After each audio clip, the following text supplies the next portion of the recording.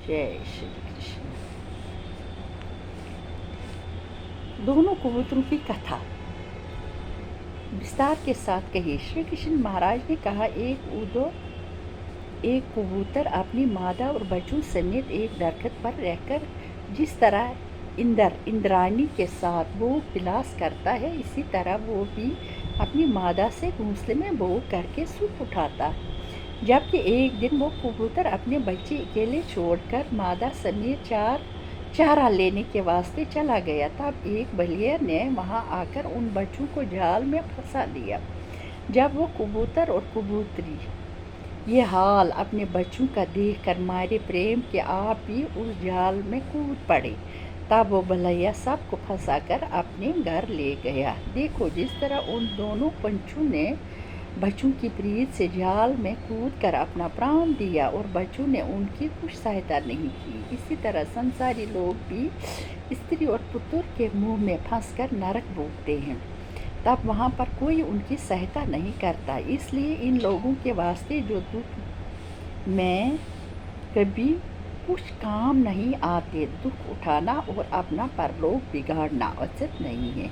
ये उदो पिछले युग में युद्ध नाम राजा ज्ञान सीखने की अभिलाषा रखकर बहुत से जोगी और ऋषियों के पास इसी इच्छा से जाया करता था। एक दिन इसी चाहना में गोदावरी किनारे चला गया। वहाँ पर दत्तात्रेय नाम ब्राह्मण अति जवान रूप को बैठे देखकर साक्षपाल पर से उतर पड़ा और दंडवत और पराक्रम करके हाथ जोड़कर विनय किया कि महापुरुष, ईश्वर को पहुँचने हुए इस जवानी में इतनी पदवी तुमने कहाँ पाई? तुम्हारा तेज देखने से मालूम होता है कि तुम बड़े ज्ञानी होकर गुण को छुपाए हुए हो और संसार में रहने पर भी कुछ चीज़ अपने पास न रखकर इस तरह संसार से भरकर दिखलाई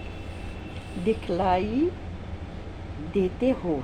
जिस तरह कमल का फूल पानी में पैदा होकर पानी से अलग रहता है और संसारी आदमी को मैं देखता हूँ कि काम, क्रोध, लोभ, मोह के आग में जलकर एक साथ नहीं रहते, और तुम इस तरह आनंद मूर्त दिखलाई देते हो। जिस तरह हाथी जेठ के महीने के धूप का मारा हुआ पानी में जाकर ठंडा और मगन हो जाता है, इसलिए तुमसे विनय करता हूँ कि जो कुछ ज्ञान और परमेश्वर की महिमा तुमको मालूम हो, दयाल होकर मुझको बताओ।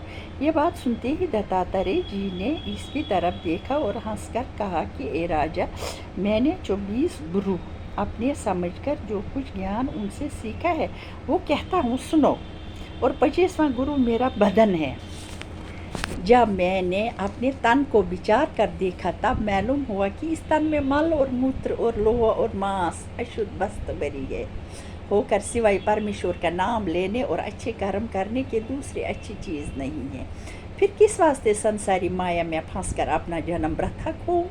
जब मैंने ये समझकर परमेश्वर का भजन और आश्रमण करने के वास्ते अकेला अपने घर से बाहर निकला और बोरों की तरह चारों तरफ फिरने लगा, तब लड़कों ने मुझको बोरू समझकर पीछे पीछे फिरना और पत्थर मारना और गाली देना शुरू किया। और सिवाय 24 गुरु के एक गुरु जिसने मुझको गायत्री मंत्र उपदेश किया था वो अलग है। पहला गुरु मेरी पृथ्वी है। इसमें 3 बातें मैंने सीखी हैं। एक तो मैंने पहाड़ को देखा कि वो ज़मीन से बहुत ऊंचा रहकर बहुत से आदमी और पुच्छ और पंछी आदि जीवन को अपने ऊपर रहने और आंधी चलने और पानी बरसने से वो अपने स्थान से नहीं हिलता। तब मैंने विचार किया कि ज्ञानी को भी संसारी माया और चाहना में जो हवा और पानी की तरह है लिपट कर अपनी जगह से हिलना नहीं चाहिए। किस वास्ते कि आदमी का तन मुट्ठी भर मिट्टी से बनकर उम्र हवा की तरह गुजरती चली जाती है। दूसरे मैंने दरख्तों को देखा कि वो ज़मीन में पैदा होकर अपनी छाया और फल और फूल से सब जीवन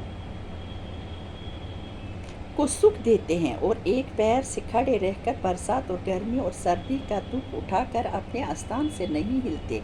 एक दिन मैंने घर से निकलकर क्या देखा कि बहुत से आदमी एक दरख्त के साये में बैठे थे। जब ठंडे होकर वहाँ से चलने लगे तब ठंडे होकर वहाँ से चलने लगे। तब किसी ने उसकी डाली और किसी ने पत्ता और किसी ने फल तोड़कर, लेकिन वो बैठे थे। वो दरख्त कुछ नहीं बोला। ये हाल उसका देखकर मैंने अपने मन में कहा कि इसी तरह ज्ञानी आदमी को अपना तन और धन सब पर उपकार के वास्ते समझकर अपना प्राण तक देने में इनकार करना नहीं चाहिए। किस वास्ते कि ये बदन मिट्टी का पुतला हमेशा बनता और बिगड़ता रहता है। इससे क्या उत्तम है जो दूसरे के काम आए। तीसरे, मैंने पृथ्वी को देखा कि संसारी लोग उसकी छाती पर लात रखते हैं, माल मूत्र करते हैं, लेकिन वो किसी को कुछ बुरा नहीं कहती। मैंने विचार किया कि ज्ञानी आदमी को भी किसी की तारीफ करने से खुश होना और बुरी बात कहने से बुरा न मानना चाहिए। दूसरा गुरु मेरा हवा है। मैंने हवा को खुशबू और फूल और लहसुन वगैरह बदबू की चीज़ों में बहते हुए देखकर अपने मन से कहा कि ज्ञानी आदमी भी जो कुछ मीठा या कड़वा कर्म के मुआफिक मिले उसको खुशी से खाकर परमेश्वर का आसरमन और ध्यान किया करे। जय हो, जय।